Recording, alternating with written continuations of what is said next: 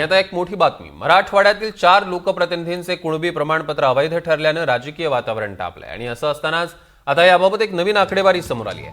मराठवाड्यातील 8 जिल्ह्यांमध्ये कुणबी मराठा जात प्रमाणपत्र पडताळणी प्रक्रियेत न्यायमूर्ती संदीप शिंदे समिती स्थापनेनंतर 31 जुलै 2024 अखेरपर्यंत एकूण 61 अर्ज पडताळणी समित्यांनी अवैध ठरवले.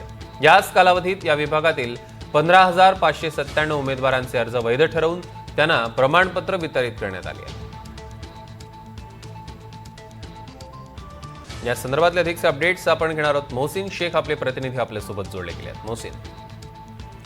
सौरभ, हा आकडा राज्याचा जर बघितला तर 2,60,000 कुणबी प्रमाणपत्र वैध ठरले, 219 अवैध ठरले. आणि आपण जी आकडेवारी दाखवतो ती मराठवाड्याची आहे. मराठवाड्यात देखील तब्बल 20,143 अर्ज प्राप्त झाले होते आणि त्यातले 61 अर्ज अवैध ठरले.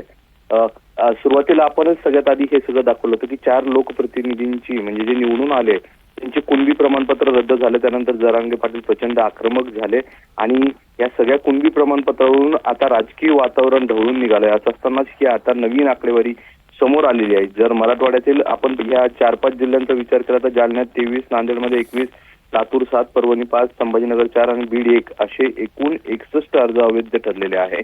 त्यामुळे पुन्हा एकदा हा मुद्दा चर्चेत येतोय की न्यायमूर्ती संदीप शिंदे यांची जी समिती स्थापन झाली होती त्यानंतर मिळालेली ही सगळी नोंदी होत्या आणि त्यानुसार ही कुणबी प्रमाणपत्रासाठी अर्ज करण्यात आले होते.